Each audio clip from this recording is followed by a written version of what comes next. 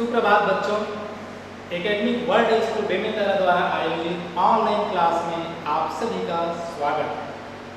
आज मैं फिर एक नया पाठ लेके आया हूँ, व्याकरण के पाठ जिसका नाम है संदेश लेखन।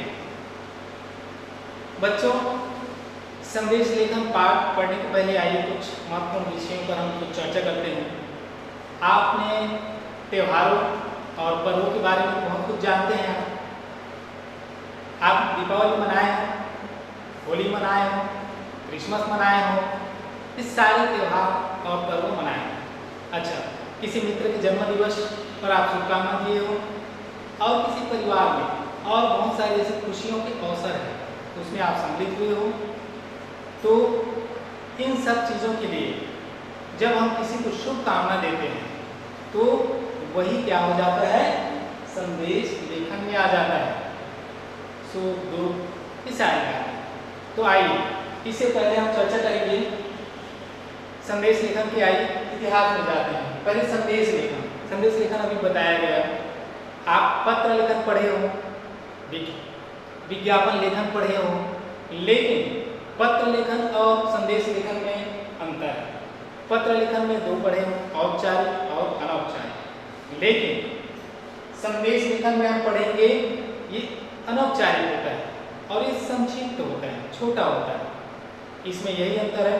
और हमारी क्लास 9वीं के हिंदी में व्याकरण में यह पाठ्यक्रम इसी साल जोड़ा गया है। इससे पहले भी दूर दूर तक के इस पाठ्यक्रम को नहीं लिया गया था। तो आइए हम इसके बारे में जानेंगे। सबसे पहले संदेश लेखन का शोध। संदेश लेखन का जो है 3 शोध के आधार पर हम पहले देखते हैं। आइए विचार करते हैं इसके ऊपर। पहला पूर्व काल, दूसरा मध्यकाल और तीसरा आधुनिक काल।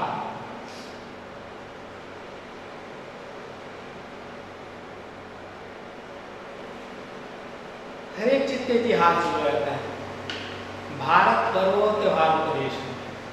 कहते हैं किसी देश की सभ्यता और संस्कृति को यदि जानना है तो उस देश में जाओ। उस देश में जाकर हमको पता चलेगा कि वहाँ की सभ्यता, वहाँ की संस्कृति कैसे है। यदि हम भारत की बात करते हैं तो भारत देश की संस्कृति और सभ्यता वहाँ के रीति रिवाज, पर्वों के रूप में, त्योहारों के रूप में देखने को मिलती है।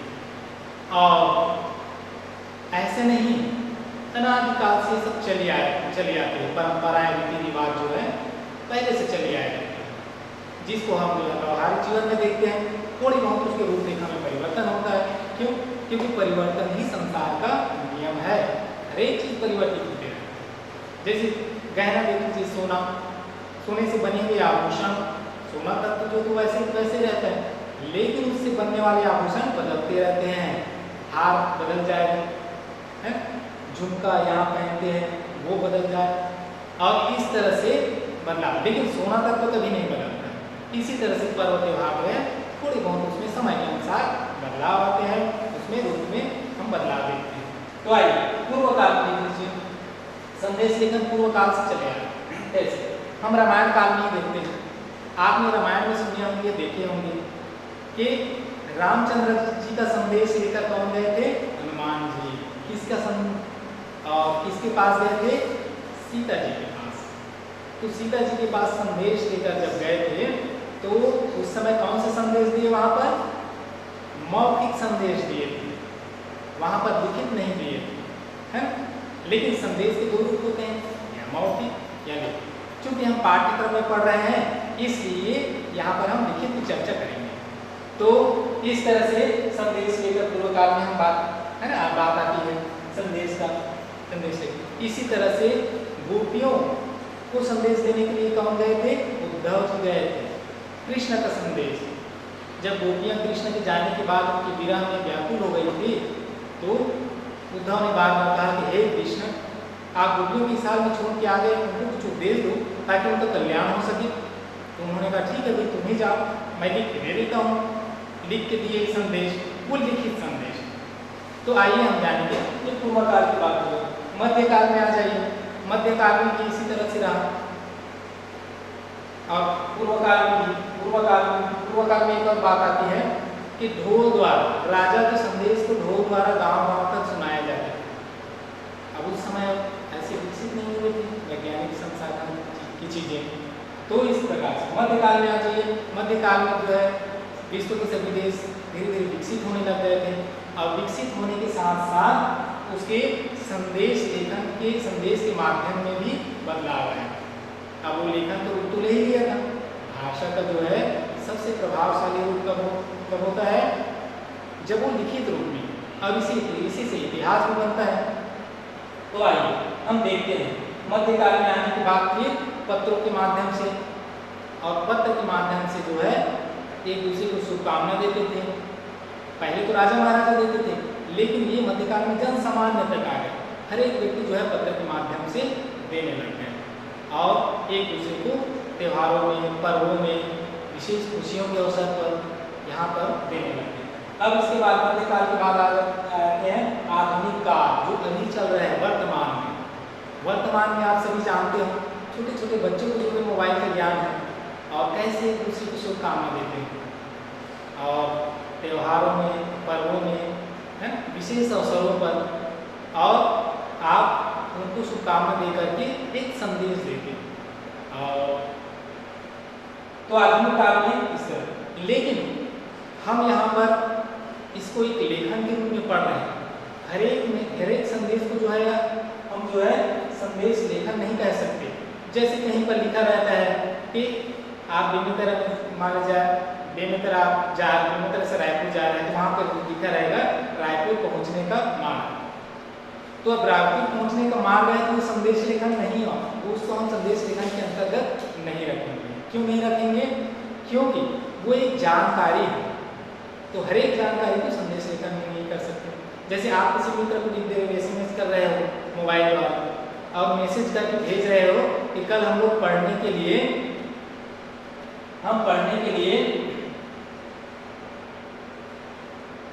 कि हम आज यहाँ जाएंगे मिलने के लिए, तो हर एक मैसेज संदेश को हम जो है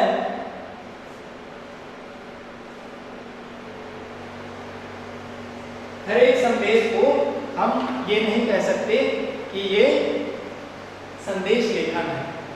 आप मित्र को कह रहे हो कि कल हम यहाँ घूमने के लिए जाएंगे, तो उसको आप संदेश लेखन नहीं कह सकते, वो एक जानकारी है।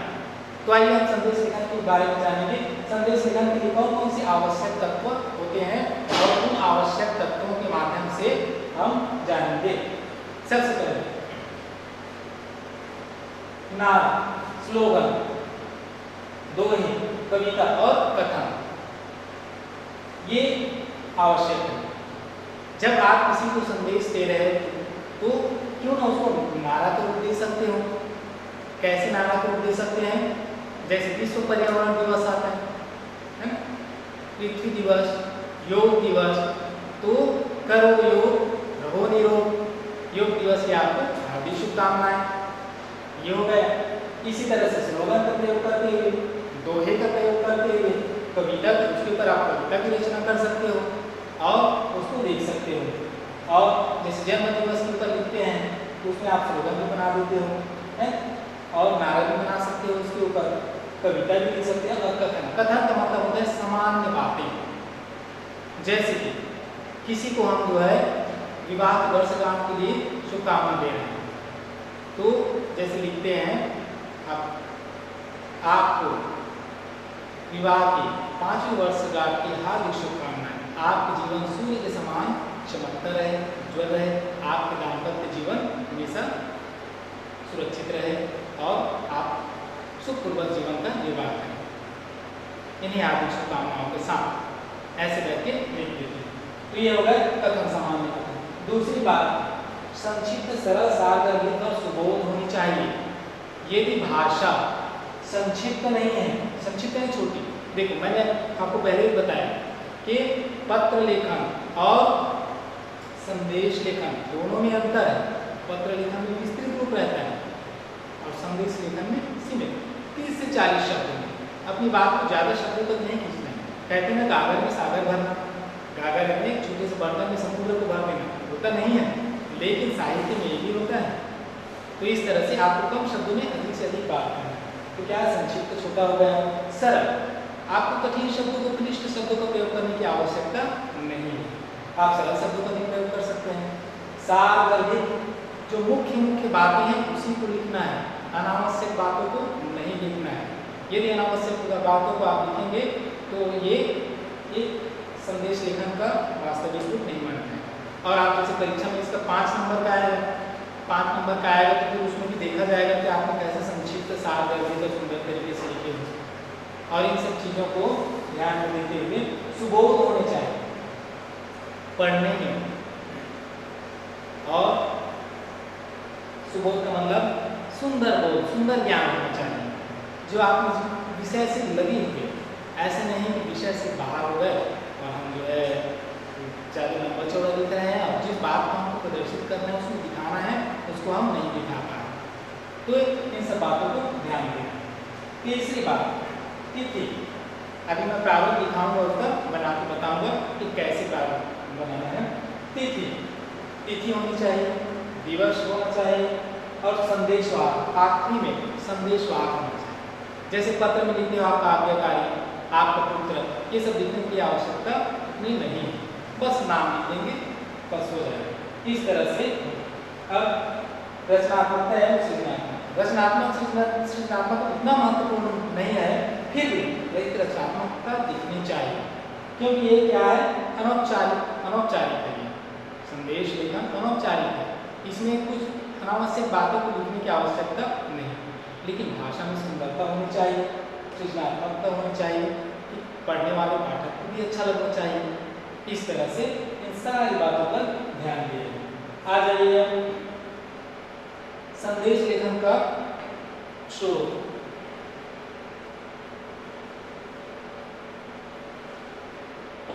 संदेश देखो, किसी भी चीज का एक स्रोत होता है, बिना स्रोत के कैसे कोई चीज निकले। नदियों का भी स्रोत, नदी का स्रोत कैसे होता है, समुद्र के पानी को वाष्पीभूत करके बादल के रूप में वो चला जाता है और वहाँ से फिर बारिश होकर फिर मैदानी क्षेत्रों में, पहाड़ी क्षेत्रों में वो पानी जो है बरसता है, बरस के फिर समुद्र में चला जाता है। एक तरह से देखा जाए तो वो चक्र के रूप में घूमते रहता है, इसलिए कहते हैं ना समुद्र को, समुद्र जो है ना तो राई है, एक घटे ना राई बढ़े, वो तो ना घटता है ना बढ़ता है।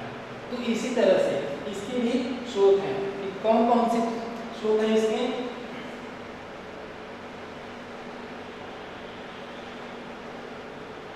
पर्व त्योहार, पर्व त्योहार है और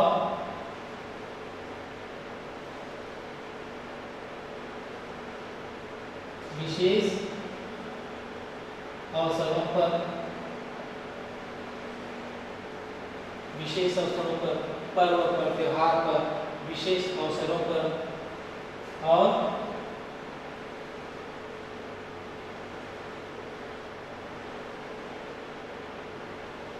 शुभकामनाओं के साथ।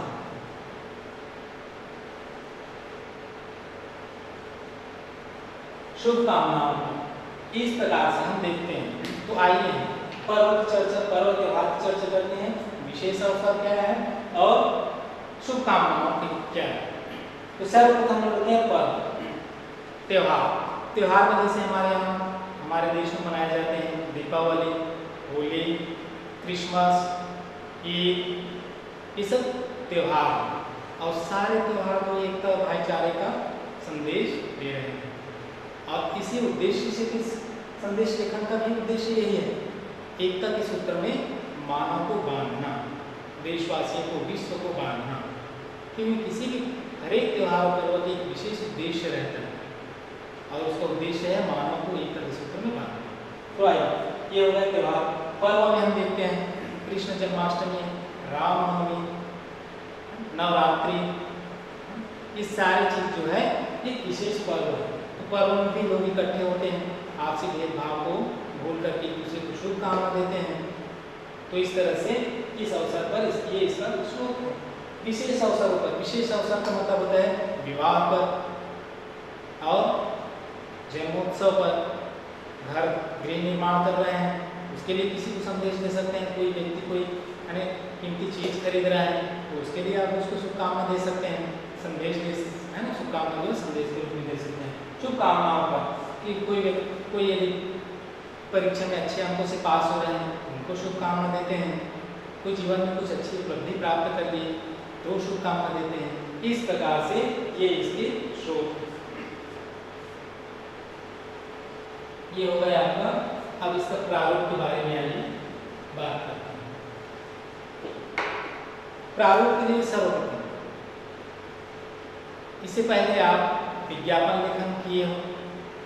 विज्ञापन लेखन में जैसे पहले डिब्बा बना लिया जाता है, बॉक्स बना लिया जाता है और उसी के अंदर उसको लिखा जाता है, क्योंकि संक्षिप्त है, छोटा है, यदि विस्तृत होता तो उसको बनाने की जरूरत नहीं पड़ती।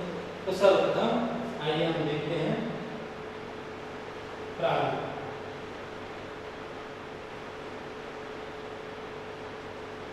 अभी प्रारूप बनाने के पहले घटना की ओर मैं आपको बताना चाहूँगा। एक बच्चा था, अब सुबह का समय था, उसके मम्मी पापा जो है मॉर्निंग वॉक में सुबह सैर करने के लिए गए थे। अब जब वो लोग सैर करने के लिए सुबह गए थे तो उनको जाना था ट्यूशन पढ़ने के लिए, तो क्या करें, अब उनके जाने का भी समय हो गया था और उनके माता पिता भी नहीं आए थे। तब उस समय क्या करता है वो, एक छोटा सा कागज में एक संदेश लेखन के रूप में लिखता है और लिखने के बाद उसको ऐसी जगह पर रख देता है जहाँ पर उसके माता पिता आते जाते रहते हैं। आना जाना होता है, ऐसी जगह में भी नहीं छुपा के रखना है क्योंकि वो कैसे खोजेंगे। तो इस प्रकार से वो लिखकर वहीं पर रख देते हैं ताकि उनको पता चल जाए कि मैं ट्यूशन के लिए चला गया और इस बीच में क्या क्या हुआ, कौन कौन सी घटनाएं घटी। तो जब उनके माता पिता शेयर करने चले गए रहते हैं तो उसी बीच में एक फ़ोन आता है और उनके पिता के मित्र थे, वो फ़ोन करके कहता है कि बेटा आपके पिताजी नहीं है क्या, आपके पापा हैं क्या, तो बताते ही नहीं हैं। तो कहते हैं कि बेटा आपके पिता पापा जैसे आएंगे तो उनको याद दिलाइएगा कि मैंने उनको फ़ोन किया था। बस इतनी सी बात। अब इस बात को उनको बताना भी है और वो ट्यूशन में भी जाना है। यदि वो रुक जाता है कि मुझे मेरे मम्मी पापा को आने को करके, तो फिर उनके ट्यूशन भी छूट जाए। तो ऐसे में क्या करें, फिर वो ऐसे करता है कि छोटा सा एक सूचना लेखन, संदेश लेखन लिख देता है और संदेश लेखन लिख करके ऐसी जगह पे रखते हैं जहाँ पर वो आते हैं ताकि आसानी से नजर पड़ जाए। तो आइए प्रारूप कैसे लिखें, क्योंकि ये अनौपचारिक पत्र है, अनौपचारिक लेखन है, पत्र तो नहीं है, अनौपचारिक।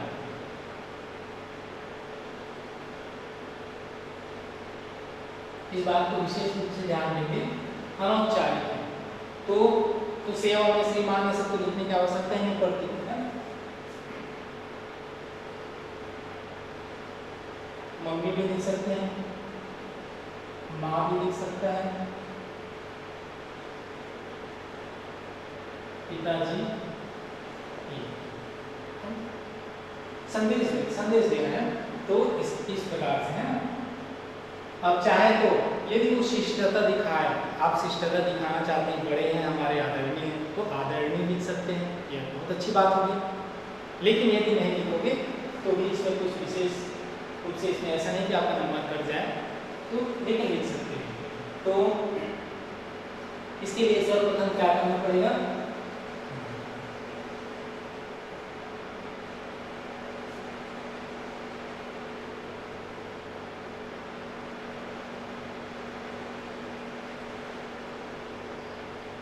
आपके पिताजी, आपके मित्र का फोन आया था,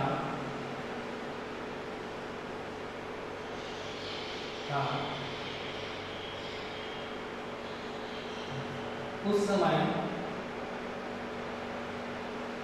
आप घर पर नहीं थे,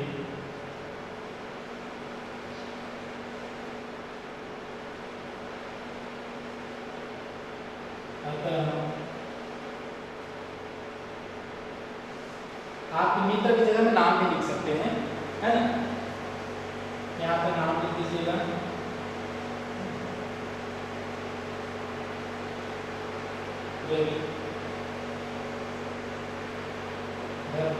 अतः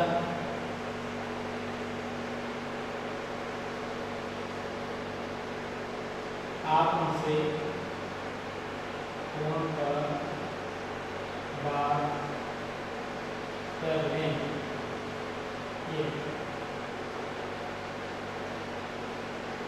हो गया, बन गया।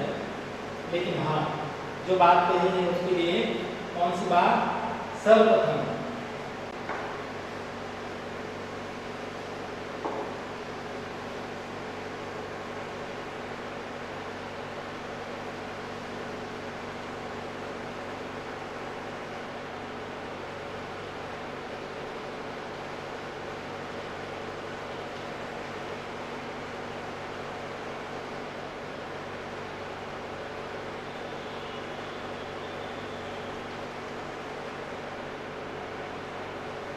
ये लिखना आवश्यक है।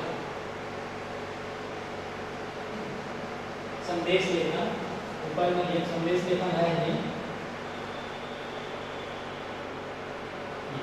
सबसे पहले तो आपको दिनांक लिखना। क्या पता यदि वो देखेंगे कि यदि दिनांक नहीं लिखेंगे तो कौन सी दिनांक है, कैसे पता चलेगी ये? तो दिनांक का होना सबसे महत्वपूर्ण है। 1 मई 2020 और समय भी लिखेंगे। आप समय यहाँ भी लिख सकते हैं दिनांक के नीचे, और यहाँ भी लिख सकते हैं। जैसे 1:30 बजे, जैसे 8 बजे है, 8 बजे लिख सकते हैं। वो आपको करने वाला जैसे समय। तो इस प्रकार से हाँ, इसे समय यदि आगे पीछे हो जाए तो इसे नंबर नहीं कटेगा, है ना। तिथि कुछ भी लिख सकते हैं, है ना, समय कुछ भी लिख सकते हैं। तो आदरणीय इसमें जोड़ सकते हैं। इस प्रकार पिताजी आपको मित्र रवि का फोन आया था, उस समय आप घर पर नहीं थे, अतः आप उनसे फोन पर बात कर लें। ये हो गया इस प्रकार। और ये सूरज, जैसे आपका नाम सूरज है तो आप सूरज करके लिख देंगे, और ये हो गया आपका संदेश लेखन। इस प्रकार से आप जो है संदेश लेखन जो है कर सकते हैं। ये तो हो गई आप घर के लिए बातें। अब जन्मोत्सव किसी के लिए करना है, लिखना है, आप मैसेज में हर प्रकार की भेजते हैं, शुभकामना भेजते हैं, वो संदेश लेखन नहीं आएगा। लेकिन हाँ, कई लोग संदेश लेखन जैसे बनाकर ही भेजते हैं, लिखे रहते हैं, उसमें दिनांक लिखे रहते हैं, समय लिखे रहते हैं, और उसमें बहुत अच्छी बातें भी लिखे रहते हैं, और नीचे में अपना नाम भी लिखे रहते हैं। बाकी जितने भी संदेश हैं वो तो सब क्या है, एक दूसरे को भेज कर, एक दूसरे को भेज कर, जैसे कछुआ होता है ना, कछुआ कुएं में घूमते रहते हैं कछुआ, उसी तरह से एक संदेश दूसरे तक के ऐसे कर करके घूमते रहते हैं। तो आप उसे जो है संदेश लेखन नहीं करेंगे। तो संदेश लेखन का प्रारूप बताया गया आपको, और संदेश लेखन के बारे में आवश्यक बातें बताई गई कि कौन कौन सी आवश्यक बातें होनी चाहिए, और संदेश लेखन क्या है, संदेश लेखन का जो है स्रोत क्या है, 3 स्रोत बताया गया, और काल निर्धारक बताया गया, प्रारूप बता दिया गया। इस प्रकार से आप संदेश लेखन तैयार कर सकते हैं। क्योंकि ये नया है, इससे पहले आप लोग नहीं पढ़े हो, CBSE ने जो है इसको संदेश लेखन को इस साल पाठ्यक्रम में जोड़ा है। तो इस प्रकार ये संदेश लेखन की हम रचना कर सकते हैं। विशेष ध्यान देंगे इसको, जो नियम बताए गए हैं। अब आइए आपके लिए एक बार फिर से पुनः 2-3 मिनट में हम इसको संक्षिप्त रूप से बता देते हैं। अब बताने के बाद फिर आपको गृह कार्य दे दिया जाएगा, असाइनमेंट दे दिया जाएगा, और आप उसमें TRP में भी आपका आएगा, लेकिन आप इसमें लिख दीजिएगा, उसके हिसाब से हम तैयारी करेंगे और फिर सबमिट करेंगे। तो सबसे पहली बात जो है, संदेश लेखन की आवश्यकता पर ध्यान देंगे। इसको ध्यान दिए बिना आप नहीं कर सकते, कुछ भी हो सकता है संदेश लेखन। किसी के जन्म दिवस पर संदेश लेखन ऐसे प्रारूप नहीं रहेगा। उसमें क्या करना है, स्लोगन का प्रयोग करना, सुंदर कथन का प्रयोग करना, या कविता जैसे बना देना किसी के नाम को लेकर के, उसमें कविता की रचना कर देना, है ना। इस प्रकार से करना। संक्षिप्त सारगर्भ, ज़्यादा से ज़्यादा 40 शब्दों में होनी चाहिए, उससे ज़्यादा मत कीजिएगा। तिथि दिवस का तो विशेष ध्यान रखेंगे। संदेशवाहक का नाम रखेंगे, ये संदेशवाहक होगा, तो संदेश भेजने वाले होगा, और ये समय तिथि का, और इस प्रकार से आप बनाएंगे। रचनात्मक एवं सृजनात्मक शब्दों का अच्छे से प्रयोग करेंगे, क्योंकि साहित्य है ये, है ना। हम जो है संदेश लेखन जो पाठ पढ़ रहे हैं उसमें साहित्य होना चाहिए। आप ऐसे सरल भाषा का भी प्रयोग कर सकते हो, लेकिन कुछ अच्छे शब्दों का प्रयोग करोगे तो उससे प्रभाव भी अच्छा पड़ेगा। तो इस प्रकार से आपको प्रारूप बता दिया गया। तो आपके लिए होमवर्क है, गृह कार्य है, 2 गृह कार्य।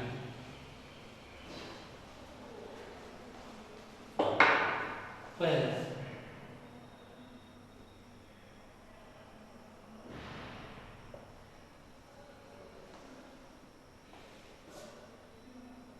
पर्वों एवं त्योहारों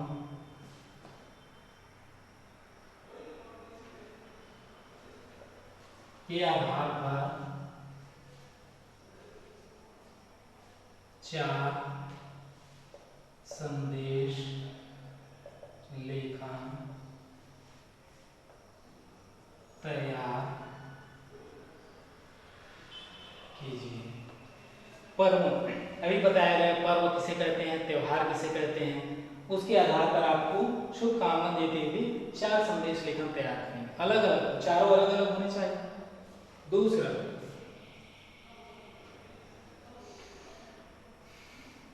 संदेश लेखन का हमारे जीवन पर क्या प्रभाव पड़ता है। ये जो संदेश लेखन है उसका हमारे जीवन पर क्या प्रभाव पड़ता है, उसके बारे में संक्षिप्त रूप से लिखेंगे। तो इस प्रकार आपके जो है तो होमवर्क हो गए, गृह कार्य हो गए, आपको ERP में और अपलोड कर दिया जाएगा। उसके आधार पर आप अपने गृह कार्य तैयार कर लेंगे और उसको सबमिट कर लेंगे। तो आज के ये संदेश लेखन यही समाप्त करते हैं। अगले वीडियो के लिए तैयार रहिएगा, बहुत अच्छे पाठ लेकर के फिर हम हाजिर होंगे। तो अलविदा आप सभी।